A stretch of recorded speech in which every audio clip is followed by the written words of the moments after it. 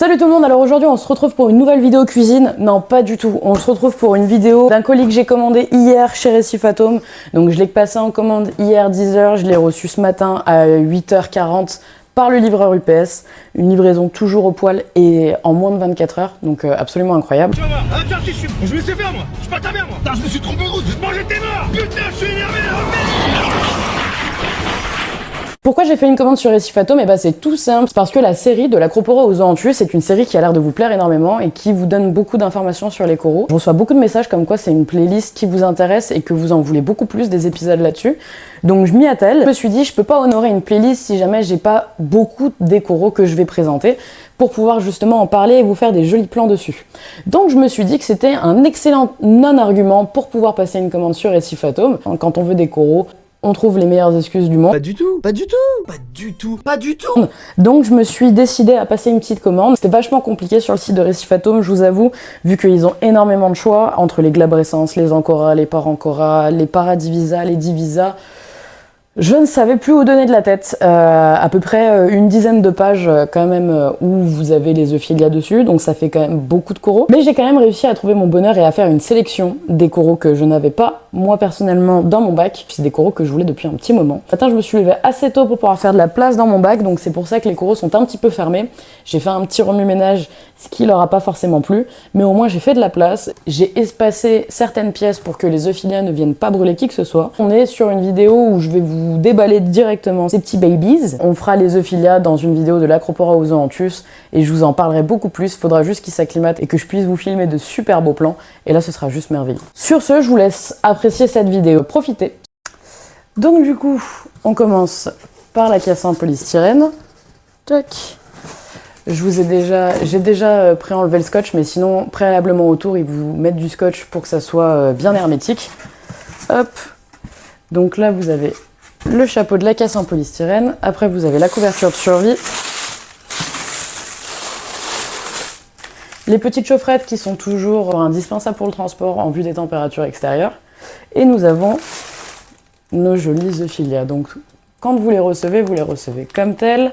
Donc, ils vont être à l'envers avec une petite partie en polystyrène ou en mousse qui va les permettre de les faire flotter avec toujours un petit élastique autour pour pouvoir bien les maintenir et que la tête soit en permanence dans l'eau. Et également, chose que l'on peut remarquer, c'est qu'on a un petit peu de charbon au fond. Alors pourquoi ils mettent du charbon? Tout simplement, c'est parce que quand les coraux sont stressés, ils vont générer un mucus. Ce mucus-là, en général, il va être assez toxique pour les autres, mais également pour eux. Ils vont les générer parce que ça provient d'un stress. Stress qui peut être provoqué par une attaque extérieure, donc d'un prédateur, ou alors par un éboulement de quelque chose. En tout cas, on va être sur quelque chose qui va être un élément stressant pour les coraux. Et quand les coraux sont stressés, ils vont libérer ce mucus-là, qui va leur permettre d'avoir une toxine, entre guillemets, qui va être envoyée aux alentours d'eux, et pouvoir potentiellement neutraliser un potentiel prédateur. Or, là, ils sont dans un volume qui est tellement petit que s'ils sécrètent ce mucus-là, ils peuvent s'intoxiquer eux-mêmes. Donc le charbon est présent pour pouvoir absorber les toxines de ce mucus-là et faire en sorte que les euphilia ne puissent pas s'auto-intoxiquer. Donc on voit quand même qu'il y a des souches qui sont extrêmement grandes. Elles sont... là, c'était marqué 10 cm. Je me disais que ça allait être costaud. Vous y voyez peut-être pas trop parce que du coup la caméra est un peu incurvée. Mais quand je vais les ouvrir, je vais vous montrer et c'est quand même bien balèze. Là, ce qu'on va faire, c'est qu'on va ouvrir du coup les sacs et on va mettre l'eau avec les euphilia à l'intérieur. J'ai déjà contrôlé la température. On est sur 24 degrés 2, donc on est good, il n'y a aucun problème. On enlève bien évidemment du coup le charbon qu'il y a à l'intérieur. On évite de manipuler les euphilia à l'endroit quand on les manipule hors de l'eau parce que du coup vous n'avez pas la même gravité que dans l'eau. Donc on fait en sorte de les laisser bien la tête à l'envers, c'est super important. D'abord je vais mettre de l'eau pour qu'ils se fassent pas mal. Vous faites bien gaffe lors de la manipulation, donc il faut bien toujours les manipuler la tête à l'envers pour pas que la gravité vienne couper les polypes.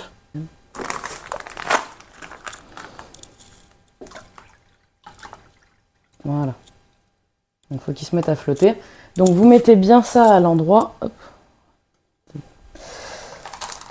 Donc pourquoi on fait gaffe? C'est parce que quand vous avez l'euphilia qui est à l'endroit, vous avez le squelette qui va être fait en forme de lamelle, de petites lames de rasoir pour le coup, ou si jamais vous le mettez à l'endroit, il y a des risques que le squelette vienne couper directement le polype.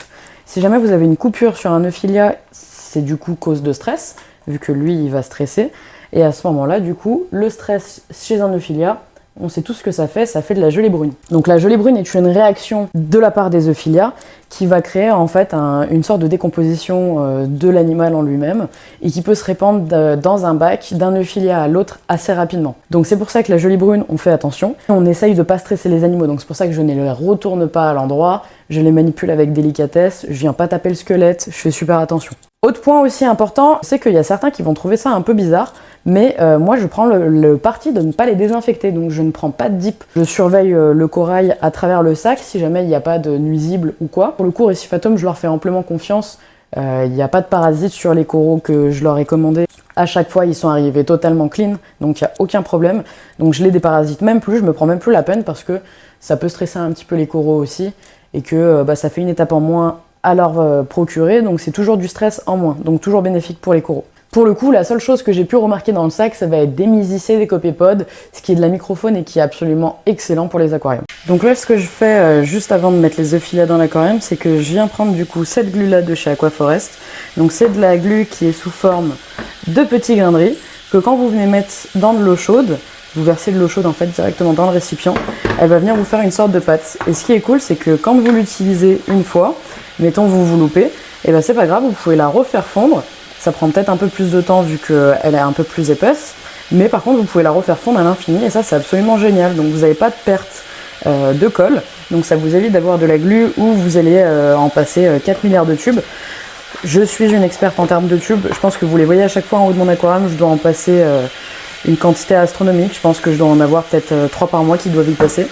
Mais au moins ça permet d'avoir quelque chose qui est hyper économique et qui dure dans le temps. Donc là, qu'est-ce que je viens faire? Je viens poser du coup juste délicatement mes petits euphilia au-dessus de l'eau. Donc j'ai les 3. Comme on peut le voir, ils sont quand même bien balèzes. Ils sont très refermés, hein, mais c'est tout à fait normal. Donc c'est normal qu'ils soient tout refermés. C'est juste le stress. Puis on va pas oublier qu'ils ont voyagé pendant presque 24 heures. Tac. Donc du coup, nous avons un ancora juste ici, un divisa juste ici, et un glabrescence juste là. Donc on va les placer un peu dans l'aquarium.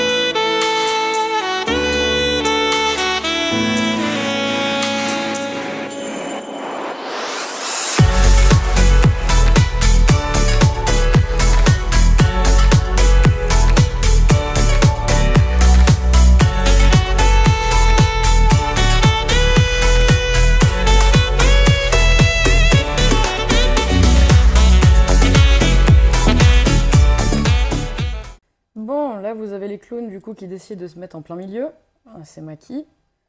Mais vous avez du coup le divisa qui est juste ici, donc là c'est normal qu'il ait cette tête quand il est fermé. Vous avez un glab juste là, qui promet d'être très joli là en vue des couleurs qu'il nous propose. Et vous avez l'ancora qui est juste là. Hop, là on le voit bien. Donc c'est ça que je vous disais, c'est les petites lamelles juste ici, donc c'est pour ça qu'il faut faire attention à ne pas couper les euphies. Du coup, c'est tout à fait normal d'avoir des coraux qui sont fermés pour l'instant. Je vous fais un update d'ici quelques heures, quand les coraux se seront tous bien ouverts. Je vous montrerai un peu ce qu'il en est. En attendant, je vais nettoyer les vitres et je vais ranger un petit peu tout l'arrière-plan que vous n'avez pas forcément. L'arrière-plan, ça va être, hop, ceci. Et aussi tous les éclairages qui sont postés un peu de partout. Donc comme vous avez pu voir, les coraux sont bien acclimatés, on est quelques jours plus tard. Tous les coraux vont très bien, ils sont bien ouverts. L'Ancora prend un peu plus de temps en journée à s'ouvrir, mais le soir il est pumped up. De toute façon, je vais vous faire suivre des plans juste après pour vous montrer un peu comment ils sont tous. Ils sont vraiment tous très beaux, donc là du coup, vous avez le glabrescence qui est là, le yaya qui est juste ici, et l'Ancora qui est juste derrière, là sur le côté. Juste là. Tout le monde va très bien, il n'y a pas eu de soucis. Moi j'ai toujours un peu peur que les euphilia, on le sait, quand on rajoute d'autres variétés, en général ils sont faiblards on va dire, ou ils peuvent choper facilement des merdes. J'ai eu aucun problème, tout le monde va très très bien. Là c'est un ancien glab que j'avais juste au-dessus aussi, et là aussi. et on voit très bien que tout le monde va pour le mieux, donc je suis heureuse comme tout. Chacun a pu trouver sa place, donc ça c'est vraiment top. Je pense que le bac, vous le voyez pas trop d'aussi près. Là, vous avez pas la lentille, donc vous voyez pas trop bien les coraux, mais on va mettre sur un globe. Du coup, le bac, vous le voyez pas trop d'aussi près d'habitude. Là, je vais vous faire un plan un peu large, je vais laisser la caméra pendant un petit moment. Dites-moi si ça vous fait kiffer les plans un peu comme ça, où il y a juste un plan de l'aquarium, que ça soit en vitesse classique ou que ça soit en vitesse accélérée. Des fois, je peux poster juste des choses comme ça, si jamais ça vous intéresse. Je sais que moi, ça me détend, je regarde des vidéos YouTube là-dessus. Si cette vidéo vous a plu, n'hésitez pas. Il y a un algorithme qui permet de suivre du coup l'avancée des vidéos, et il y a beaucoup de personnes du coup qui les regardent, mais qui sont pour autant pas forcément abonnées. Donc si jamais vous voulez le faire, c'est avec grand plaisir, ça coûte rien, et puis en plus ça permet de remercier nous, créateurs de contenu derrière, et ça nous prouve aussi que vous êtes derrière et que vous nous soutenez aussi un petit peu. C'est pas de l'argent, donc c'est ça qui est cool, et ça nous fait toujours vraiment chaud au cœur quand on voit que ça vous intéresse et que vous vous abonnez au contenu qu'on peut proposer. Donc moi ça me touche énormément. N'hésitez pas à vous abonner, à mettre un pouce bleu, un petit commentaire si jamais vous avez des choses à dire, ou juste dire que vous avez kiffé la vidéo. C'est avec plaisir. Et si vous avez des suppositions d'autres vidéos, je fais une vidéo unboxing sur les Euphilia, et du coup semaine prochaine je vous fais une vidéo de A à Z, donc les épisodes de l'Acropora aux Aranthus, sur l'Euphilia, du coup tout savoir comment les maintenir, comment les différencier, etc. Donc c'était une petite mise en abîme, j'espère que ça vous aura plu, et sur ce je vous laisse sur de magnifiques plans. À bientôt les riffeurs.